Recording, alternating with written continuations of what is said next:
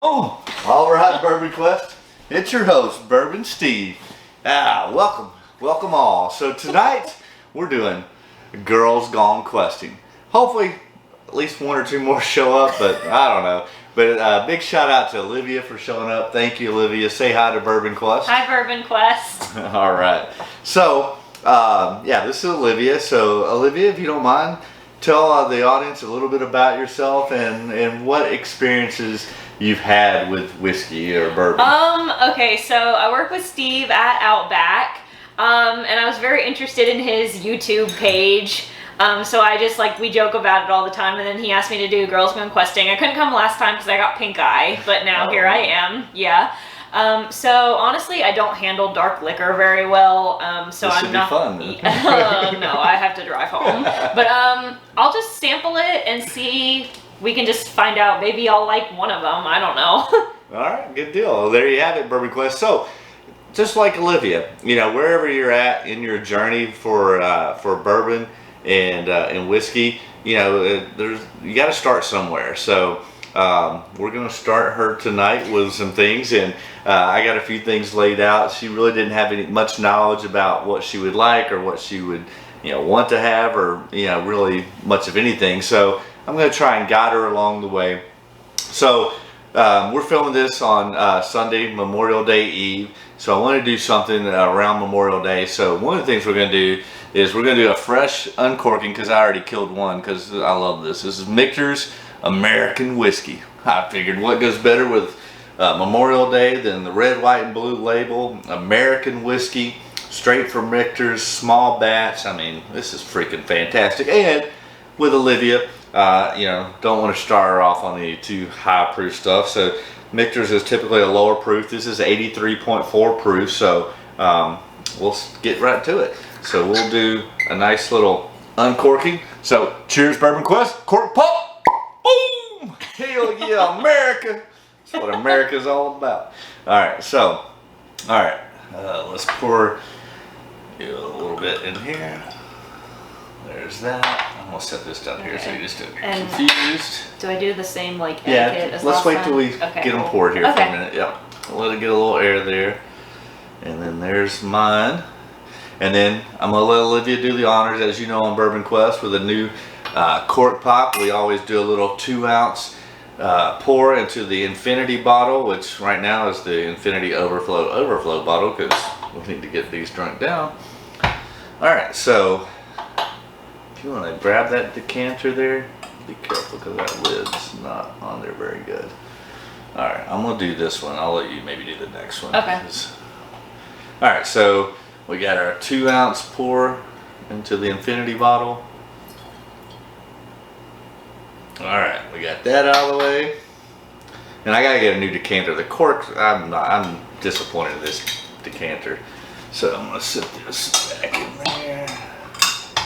We'll just leave that off there for a while. All right, so this is gonna be Michter's American Whiskey.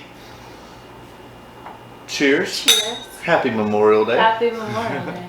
And thank you to all our veterans out there for your service, especially those that gave the ultimate sacrifice and laying down their lives for our freedoms, for a night like tonight to be able to come together as a community, enjoy a glass of whiskey, and celebrate those men and women that gave the ultimate sacrifice. And thank you for our freedom. Cheers, Bourbon Quest. Cheers, Bourbon Quest.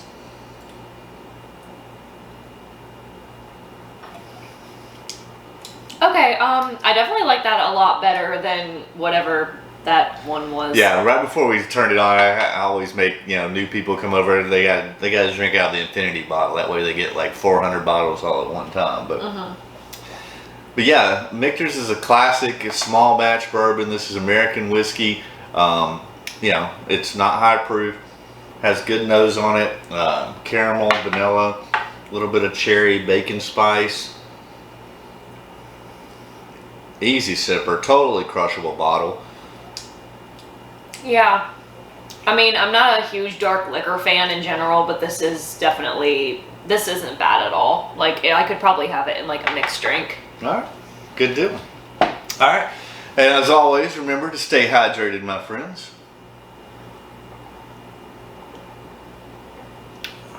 All right, so There's Michter's, our Memorial Day pour. Now, I feel like, especially, you know, everybody's iconic first bottle that they go hunting is Blanton's with the little horsey top and the dump label and all that good stuff. And you know, it's a great bottle of bourbon. It's way overhyped in my opinion. It's, I think, about to jump the shark. I mean, it's already gone from when I first started it just a couple of years ago, from 60 to 65 retail, now 70 to 75 retail, and obviously on the secondary market can go anywhere from 150 to 300, which is just stupid.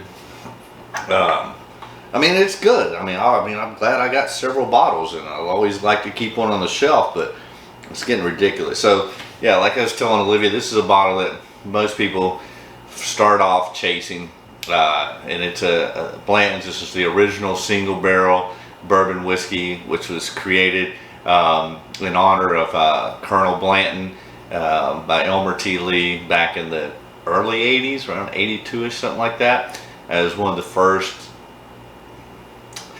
what would you say, superior, higher dollar craft type of bourbon, and now everybody chases it. And one of the things a lot of people like to do is they always put on here the dump date. So this was dumped on 5/4/21, and so it's a single barrel, one barrel, so to produce 200, 220 bottles.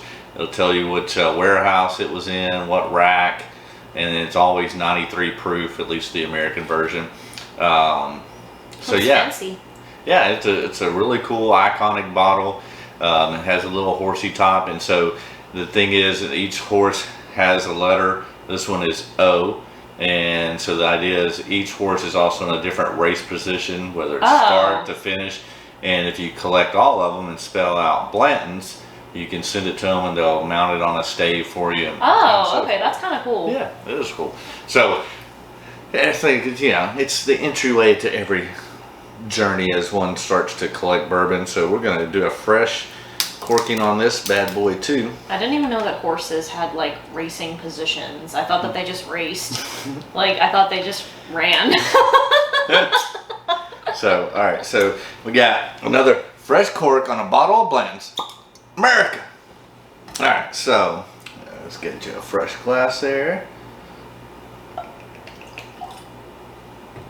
There's your Blanton's.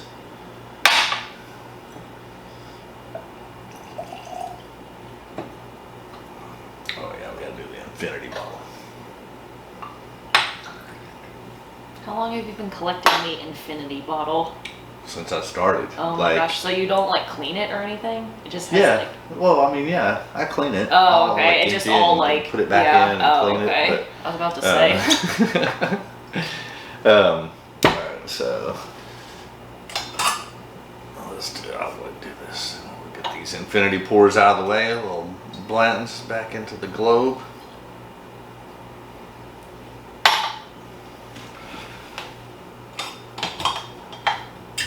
Alright, so, alright, now, your first bottle ever of Blanton's. Yes, I've never even heard of this.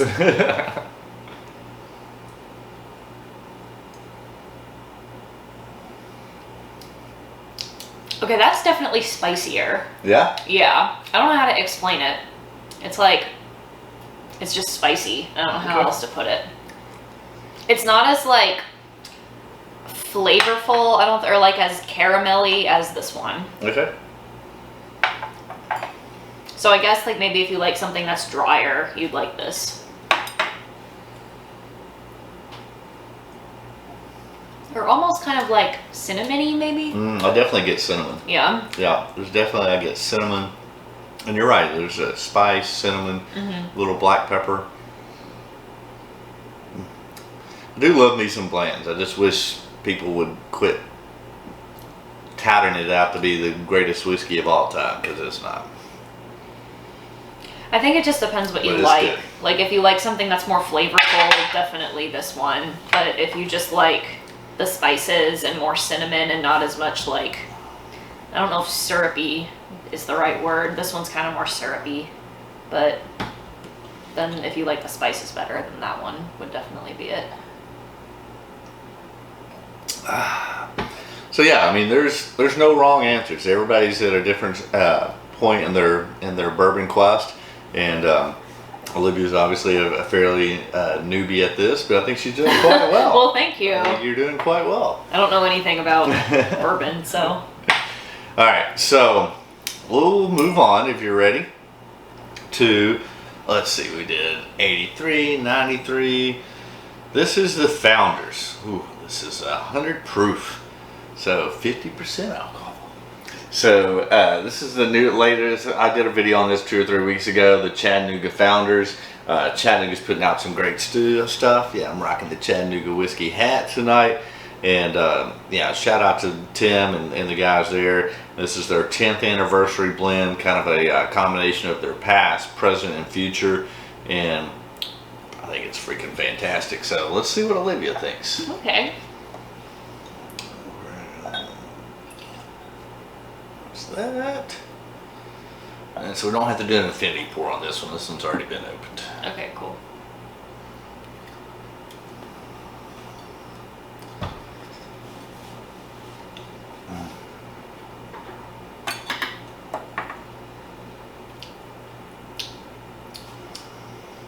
Honestly, it's kind of like an in-between of both of these.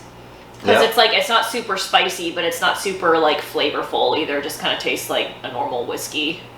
Any particular notes that you get on that? Well, this sounds stereotypical, but like every time I think of whiskey, I just think of Fireball. And I know that there's like way like higher class whiskeys out there. Yeah. Give her a break, Bourbon Quest. I know Fireball's never been spoken of on this channel ever before, but there's a first time for every day. I don't know. I just know okay, you know, you probably don't even want to hear the story.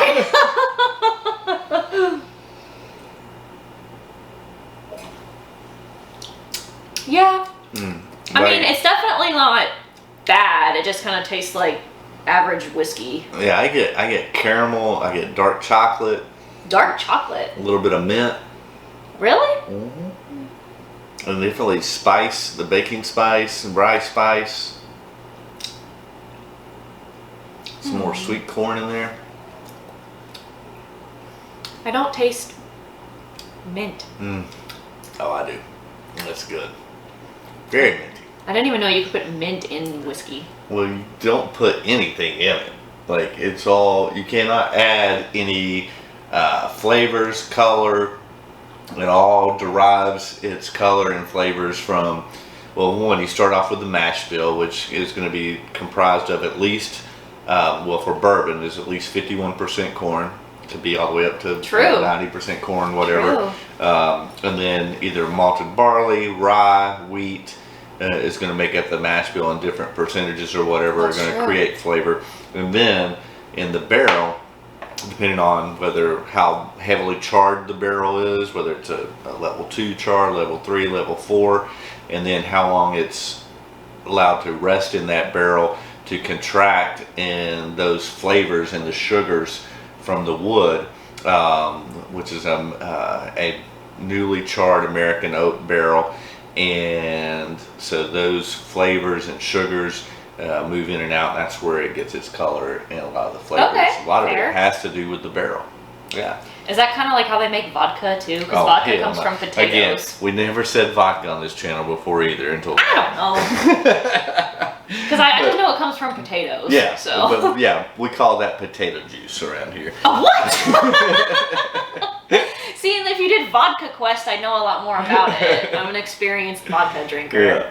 But vodka is a neutral grain spirit, and yeah, you're gonna have your true vodka, but then, you know, that's kind of one of the, in my opinion, downside of vodka's had on whiskey is that, you know, one of the big craves, I don't know if it was late 80s, early 90s or whatever, but when everything became flavored vodka, from peach to raspberry to whatever to pomegranate to God knows what, and now it seems like that's ventured over into the whiskey world. Like, I just want real bourbon, real whiskey. I don't want artificial flavors and fucking honey and apple and, you know. I don't mind honey in it. Like the Jack Daniel's honey. I actually like the Jack Daniel's honey, but in general, I'm not a fan of flavored whiskey.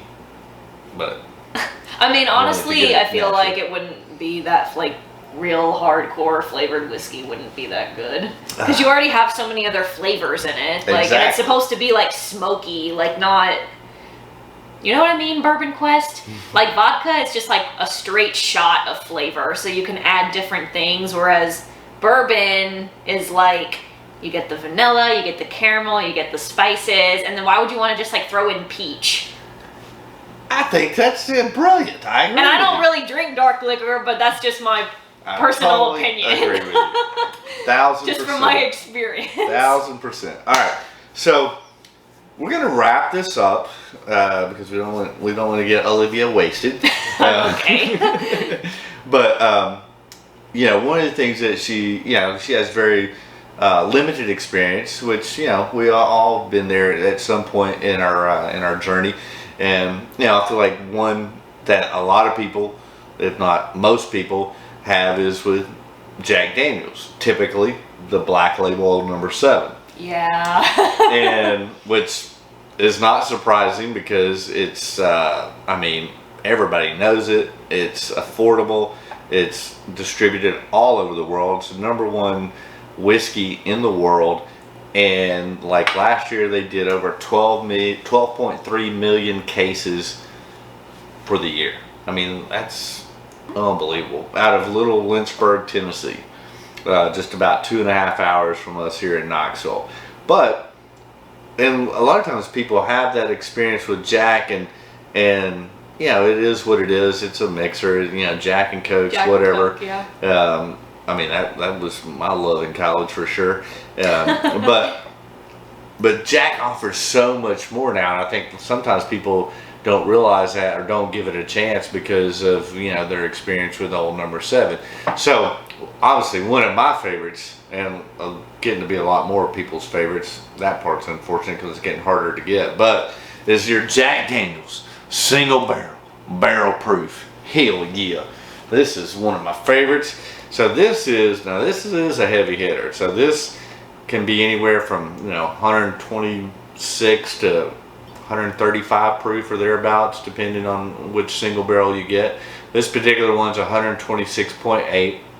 So, but this is nothing like the Jack Daniels Black Label Old No. 7 that you had in college. So this is the good stuff. And let's see. Okay, cool. Take. So this is unfiltered, single barrel. So it's not been watered down. You're getting all the full flavors and what Jack should be. Okay. This doesn't smell super strong. Mm-hmm.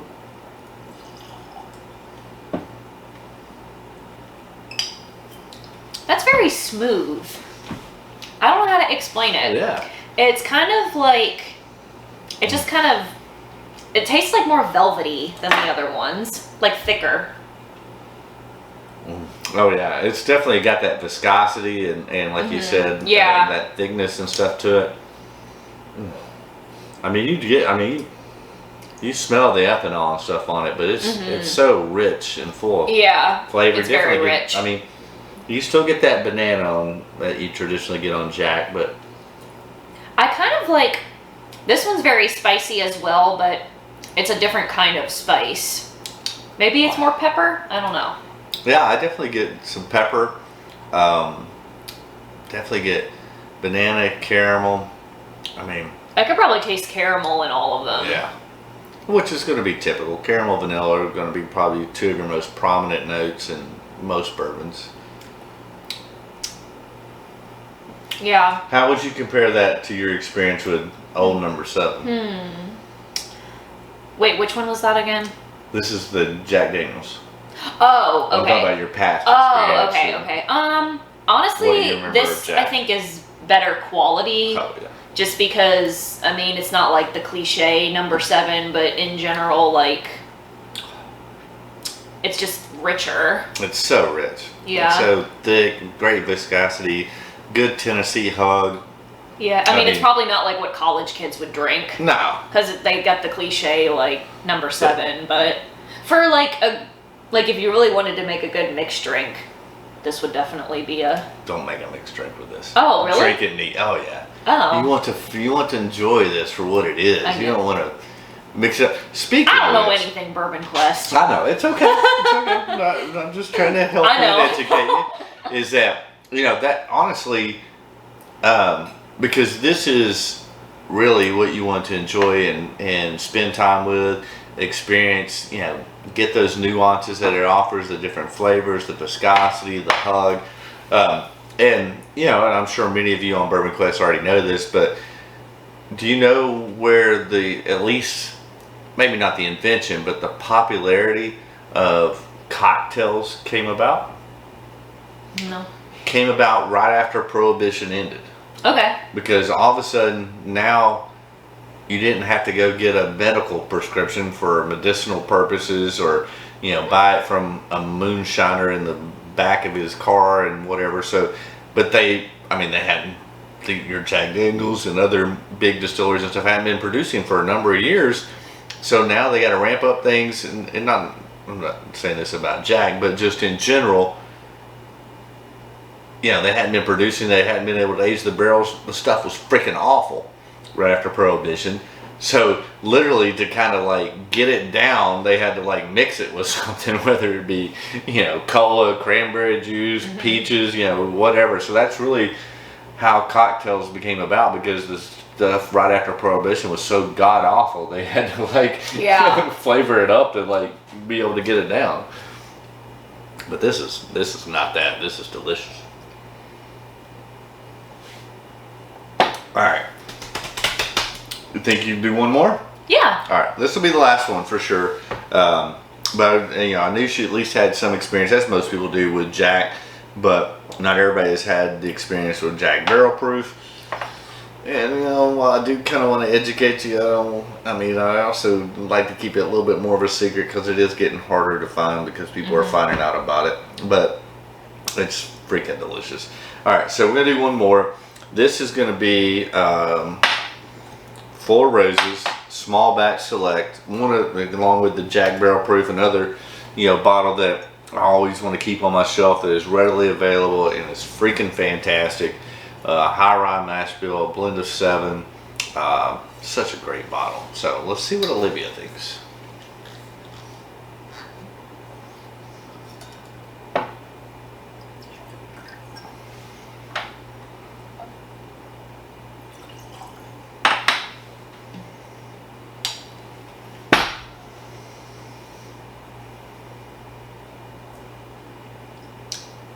That one's probably the lightest. Yeah? Yes, definitely. It's even lighter than the first one that we did, the American one. And about lighter, what do you mean by that?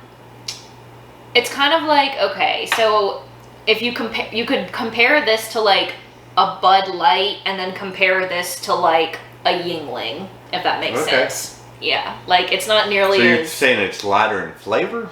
Yeah, but it's also not nearly as rich. Okay. Or velvety. I love me some Full Roses. That's so good. I get that baking spice, caramel. It's not nearly as strong or as spicy. So I guess if you don't like dark liquor, or if you're not an experienced whiskey drinker like me, then you might like that to try it out.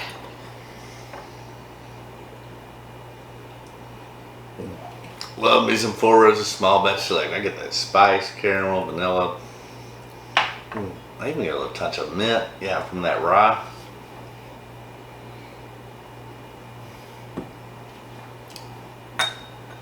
I do have to say though, I think the Jack is my favorite. Oh, awesome. All right. Yeah. Well, cool. Well, listen, do you have anything else you want to say or add? The American, I was actually surprised at how good it was. Yeah. It was really good. Because I had never even heard of it before. So I was like, oh, maybe they just released it for a holiday thing, and it probably might not be that good, but it actually wasn't bad at all. I actually that's probably my second favorite. The Jack, even though it's heavier, is my favorite. Yeah. I would agree. Probably. I would say those are. I like all of these, to be honest with you. But yeah, the Jack is definitely one of my favorites. Maybe again because of the nostalgia. That's what I grew up on, if you will. But then Four Roses is spectacular. I mean, I love blends. It just has jumped the shark as far as people tater chasing it. And then a fairly new whiskey as far as only being really 10 years old, and this 10th anniversary edition of the Chattanooga Whiskey Founders. They're doing great things there. Excited to see what they continue to do in the future, but I'm a big fan of the Chattanooga whiskey, as you know. And then out of the Michters, the American's my favorite.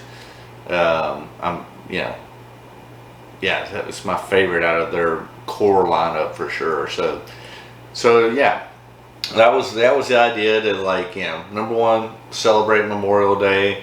Do a little Girls Gone Questing with Olivia. Thanks for showing up, unlike No some problem. other people that didn't. And, It's okay. And thanks for participating and Thanks for asking me. And enjoying those. Yes. and growing your experience, and we'll see what happens down the road. But and for you too, Bourbon Quest, just continue to try new things.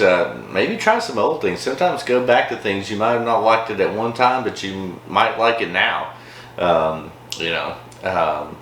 yeah, I think that's going to wrap it up. Thanks for joining in. We'll try and do another series along these lines to introduce some new people and girls and whatever else to whiskey. A couple months down the road or whatever. But I do want to give a big shout out to Olivia for taking her time out of her day to come over and enjoy these and talk and experience But hey, remember Bourbon Quest, if you haven't done so, just go ahead and hit that subscribe button up there. It doesn't cost anything. That does me and the channel a great favor.